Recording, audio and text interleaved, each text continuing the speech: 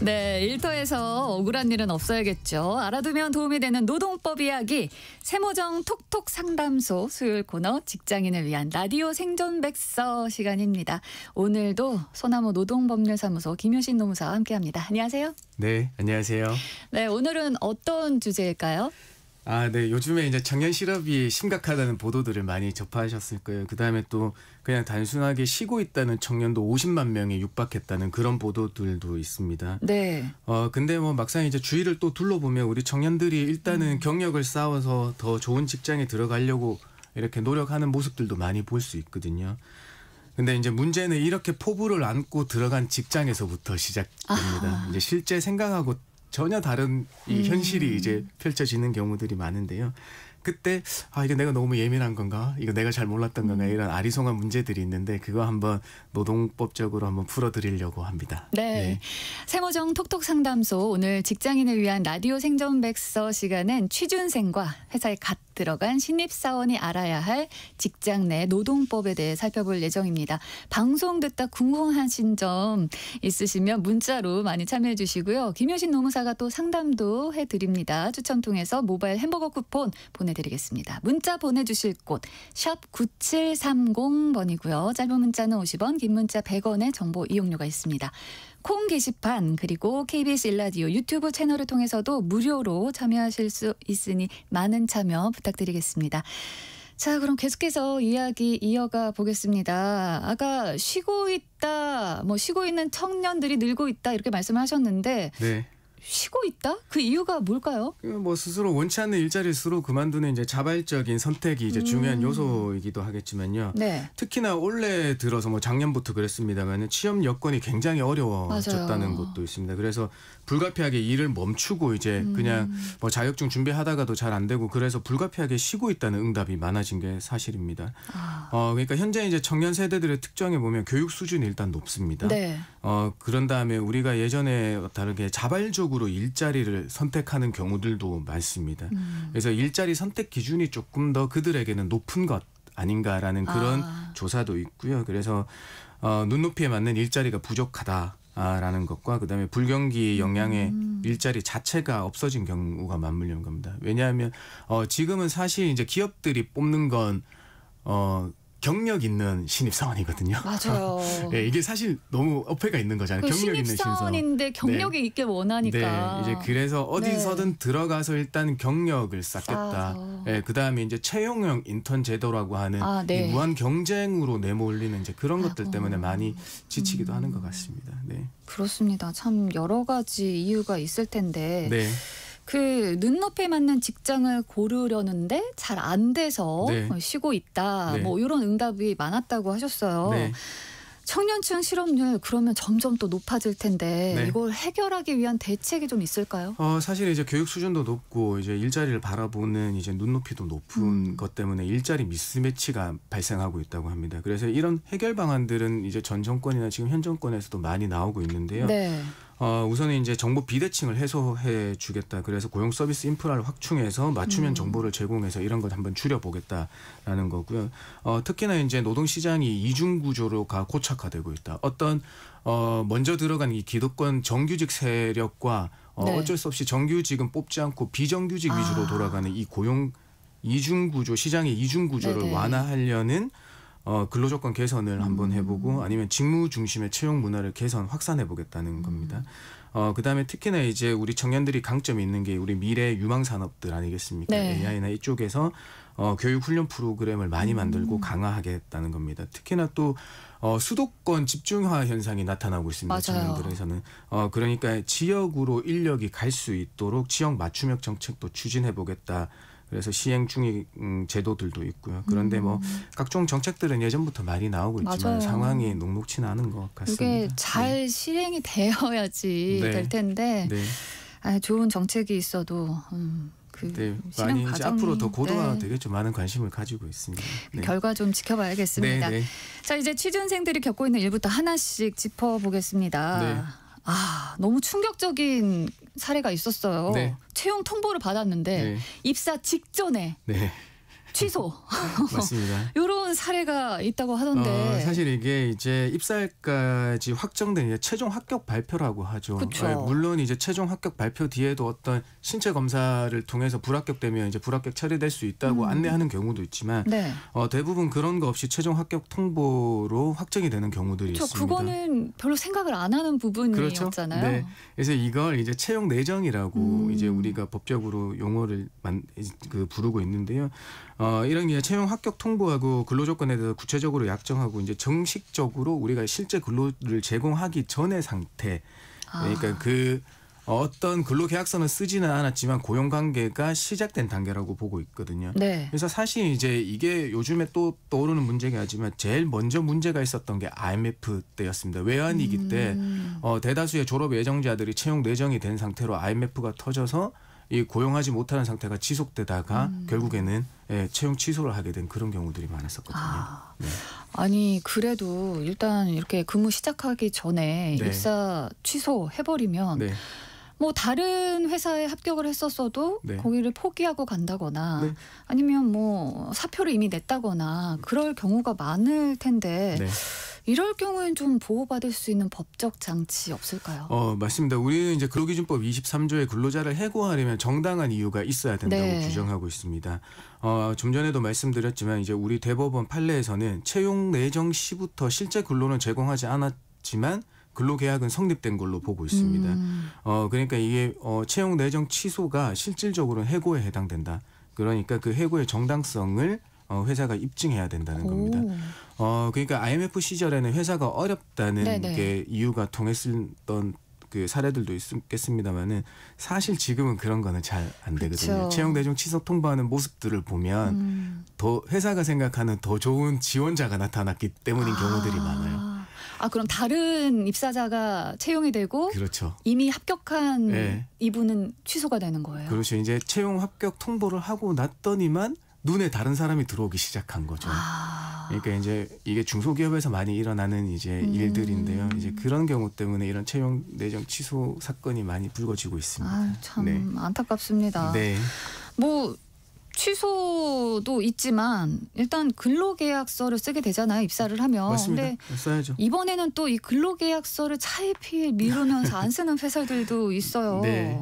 이거 법에서도 이거 써야 된다 네. 하는데 언제 써야 되는 걸까요? 사실 이제 근로계약서 작성을 이제 차일피일 미루는 이유가 정말 일하는 사장님이 있어서 바빠서 아닌 경우도 네. 못 쓰는 경우도 있고 너무 또 바쁘니까. 네, 너무 바빠서 써야지 하면서도 못 쓰는 경우가 있지만 정말로 이상한 이유를 대면서 안 쓰는 경우가 있습니다.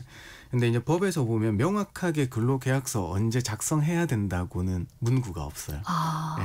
그러니까 이렇게 단순하게 우리 계약서 근로기준법 17조로 보면 근로계약서 써야 된다. 언제까지? 근로를 시작하기 전까지라고 하면 딱 근로 시작 입사일 날 쓰면 되는 거잖아요. 그쵸. 근데 그 내용이 없으니까 기간 명시가 없어요? 없어요. 그러니까 대신에 이제 우리가 일반적으로 정말 상식적으로 이제 노동부에서 유권 해석을 해놓은 건 근로를 하기 전에 또는 늦어도 출근 당일에는 계약서를 쓰는 게 맞다라는 유권 해석을 내놓고 있는 상황입니다. 아니 뭐 유권 해석은 그렇다 쳐도요. 네. 일단 뭐 회사 대표가 시간이 없어서 계약서를 작성을 못했다. 네. 그랬는데 직원이 사정이 생겨서 그 네. 계약서 쓰기 전에 네. 퇴사를 했어요. 맞아요. 그러면 이럴 때 실업급여는 받을 수 있을까요? 사실 이제 우리가 근로계약은 구두로서도 하고 이제 실제 이 근로를 제공했다는 거에 대해서 네네. 입증만 되면 되니까 뭐 입증할 거의 뭐 그다지 큰 어려움도 없지만 실업급여는 뭐 자진퇴사가 아니고 공고사직인 이상 저대로 계약서를 안 쓴 거 가지고는 뭐 크게 문제되는 건 없거든요. 그래요? 근데 그 반대가 문제되는 경우가 반대요? 있습니다.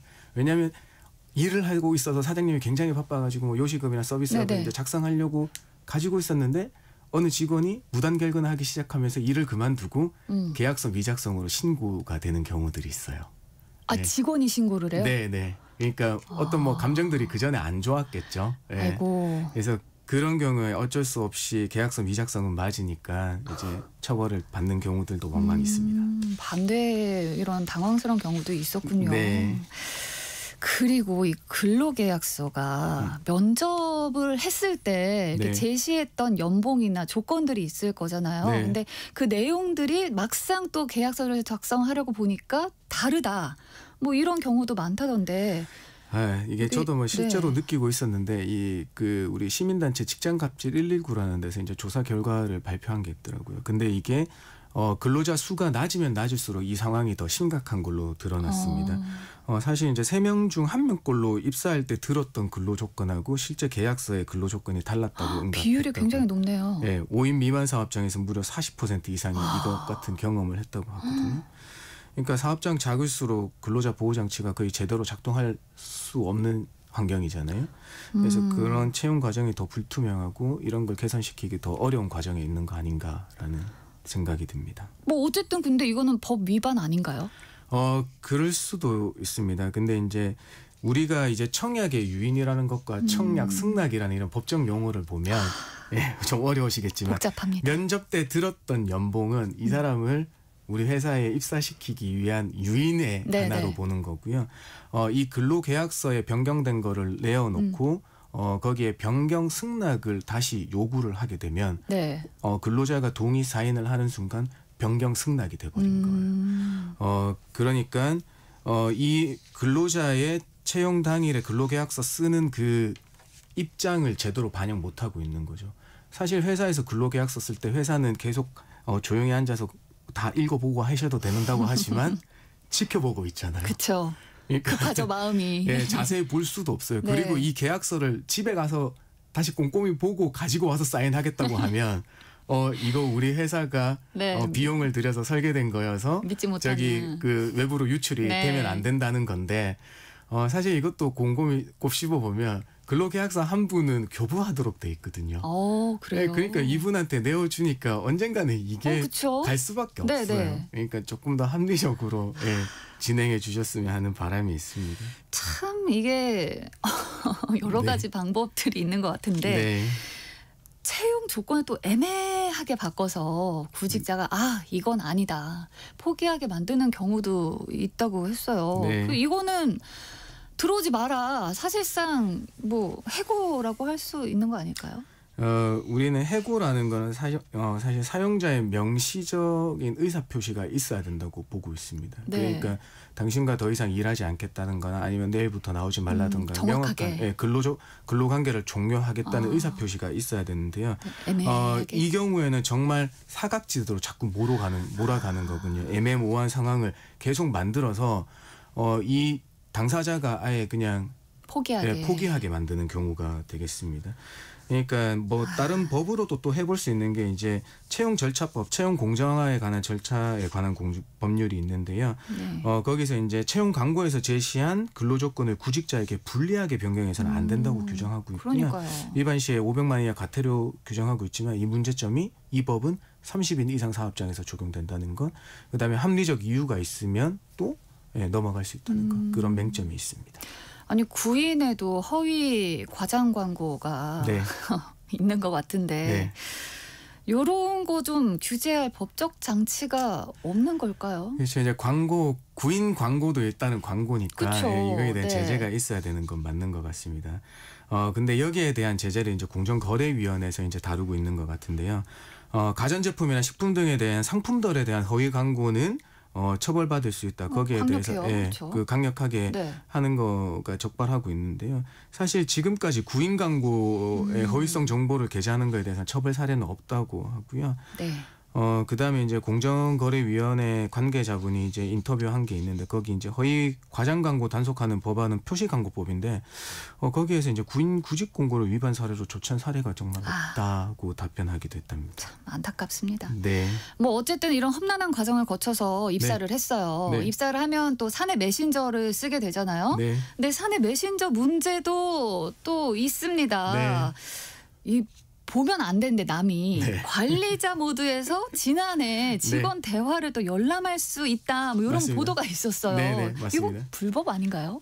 사실 이제 이거는 제 입장에서는 불법으로 봐야 돼요. 근데 이제 회사들의 항변 요소들이 뭐냐면 회사는 이제 시설관리권이라는 걸 가진다. 이제 시설관리권은 우리가 유무형의 모든 것을 포함하기 때문에 소유권을 주장할 수 있기 때문에 회사에서의 메신저 대화도 볼 수 있다는 주장도 있습니다. 근데 사실 이제 개인정보 보호법이나 이제 제3자 간 대화를 엿보는 정보통신망법에 위반이 될 수 있다고 생각하거든요. 그래서 네. 무단으로 열람한다는 것 자체가 회사의 뭐 시설 관리권을 이용한 권리 남용에 해당된다고 저는 판단하고 있습니다.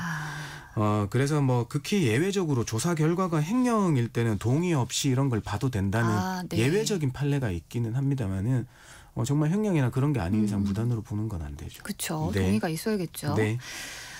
또 다른 이슈를 보자면 그 여성 근로자들과 관련한 내용입니다. 네. 근로기준법에 월 1일 생리휴가 부여하도록 돼 있는데 네. 현실적으로 요거 쓰기가 좀 힘든 경우가 많죠. 맞습니다. 우리 여성들이 많이 근무하는 이제 병원이나 이런 것들에 대해서는 이제 제대로 네. 잘 시행되는 경우들이 있습니다만은 사실 이게 노사 간의 인지가 많이 낮은 경우들이 있어요. 그다음에 또 5인 미만 사업장에서는 적용되지 않는다는 점도 있고요. 또 제일 문제는 뭐냐면 이걸 휴가를 청구해서 사용하기에 눈치가 맞아요. 보이는 것도 많고 실제 눈치를 주는 것도 많거든요.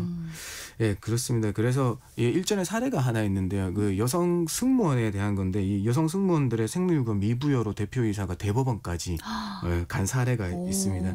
거기에서 이제 생리 현상이 있었는지 의심스럽기까지 달하는 항변을 했지만은 우리 대법원에는 그런 생리 현상의 존재까지 소명하라고 하는 거는 인격권의 침해다. 그렇죠. 예, 그래서 뭐 임신이나 다른 폐경 등의 생리 현상이 없다는 비교적 명확한 정황이 없는 경우에는 그걸 요구해서는 안 된다는 입장이 있었다는 걸 말씀드립니다. 그다음에 실제 이제 우리 실무에서도 그런 걸 휴가를 이제 적용해 주는 경우들을 보고 있는데요. 근데 이게 무급이에요. 생리 휴가가 이게 유급이 아니고요. 법으로는. 그래요? 예, 하루를 쉬게 되면 하루가 무급으로 처리됩니다. 근데 무급이라는 이유로 바로 그러면 무급이니까 결근이네. 결근하면 주휴수당까지 공제하는 데가 있거든요. 근데 그렇게 하면 안 되고 이 1일분만 무급으로 처리하고 다른 날들에 모두 출근해서 근무했다고 네네. 하면 정상적으로 주휴수당을 지급돼야 됩니다. 네, 잘 네. 알겠습니다. 직장인을 위한 라디오 생존 백서, 오늘은 취준생과 신입사원이 알아야 할 직장 내 노동법에 대해서 이야기 나눠봤는데요. 관련해서 궁금증 있으시거나 상담 필요하신 분들 계속해서 문자 보내주세요. 김효신 노무사가 상담해드리겠습니다. 자, 그럼 여기서 노래 한 곡 듣고 오죠. 롤러코스터입니다. 힘을 내요 미스터 김. 네, 롤러코스터의 힘을 내요 미스터 김 전해드렸습니다. 자, 많은 분들이 문자 보내주셨는데요. 소개해드립니다. 9325번으로 채용 조건과 다른 직무에 배치돼서 적응을 못해 그만뒀는데요. 이런 건 크게 문제되지 않는지 지금이라도 따져 물을 수 있을까요? 하셨는데요. 네, 사실 아까 뭐 중간에 말씀드렸는데 이게 이제 근로계약서로 변경 승낙이 아마 돼서 배치를 받으시는 걸 겁니다.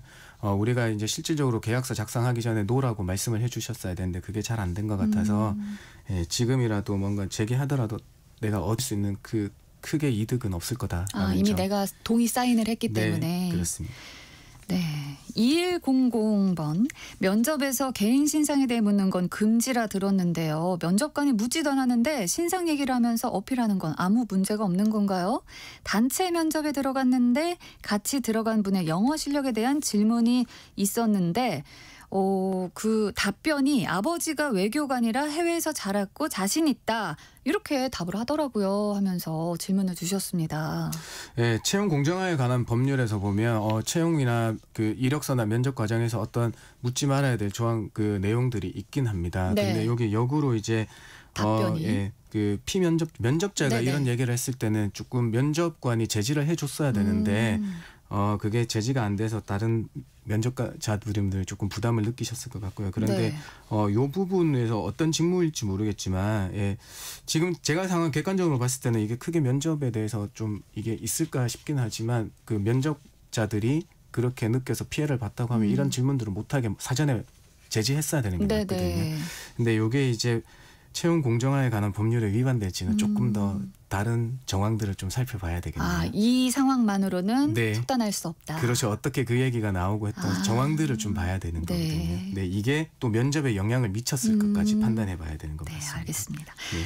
자, 7549번으로 취업돼서 신입사원이 됐는데 노동조합 가입이 의무인가요? 가입 안 하면 어떤 불이익이 있을까요? 하고 질문 주셨어요. 사실 우리가 이제 근로자 3분의 2로 조직된 노동조합이라고 하면 법에 의해서 이제 유니온샵이라고 해서 무조건 가입해야 되는 조항이 있습니다. 이제 그 경우에는 이제 가입이 자동적으로 이제 되실 거고요.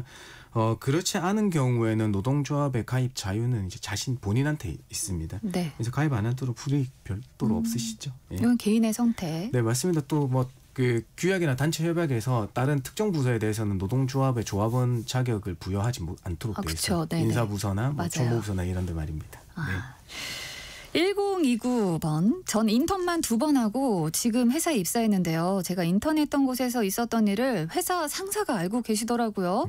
평판 조회한 것 같은데 제가 동의를 안 했는데 평판 조회를 하는 건 괜찮을까요? 이미 입사했는데 이걸 문제 제기하기엔 좀 그럴까요? 하셨어요. 예, 뭐 크게 이제 나쁜 내용이거나 이제 나한테 해가 되는 내용이 아니면 조금 더 나의 동의 없이 평판 조회한 거에 대해서는 어떤 개인정보의 침해이기 때문에 거기에 대해서 이의 제기를 할 수 있겠습니다만은 이것도 이의 제기에서 얻는 나의 실효성을 네. 생각해 보시면 조금 거기까지 하기가 좀 어떤 그러실 것이 것 같아요. 나에게 더 네. 좋은지를 조금 더 그렇죠. 생각을 해봐야겠죠. 그래서 평판 이게 상사가 알고 계신데 그게 나한테 좋은 내용일 수도 있고. 좋은 내용이가 아니면 엄청난 편견을 주는 거다라고 하면 한번 해보시겠지만 그게 아니라고 하면 그냥 네, 그냥 웬만하면 네, 그래서 이런 것들 그렇습니다. 네, 마지막으로 5944번. 네. 출근하고 있는데 근로계약서 작성을 한 얘기가 없습니다. 이럴 때 어떻게 대응해야지 추후 문제가 없을까요? 네, 뭐 성인이신 분이니까 계약서 작성하자고, 그다음에 구체화 시키는 게 서로 편하지 않겠냐고 해서 네. 작성하자고 말씀해 주시면 되겠습니다. 그냥 말씀하시면 됩니다. 네. 고맙습니다. 오늘 문자 주신 분들 가운데 9325번 그리고 7549번으로 보내주신 분 모바일 햄버거 쿠폰 바로 보내드리겠습니다. 추첨 통해서 햄버거 쿠폰 더 보내드립니다. 방송 끝나고 세모정 홈페이지에서 방송 내용 확인 부탁드리겠습니다. 자, 직장인을 위한 라디오 생존백서 오늘은 여기까지 하겠습니다. 소나무 노동법률사무소 김효신 노무사와 함께했습니다. 고맙습니다. 감사합니다.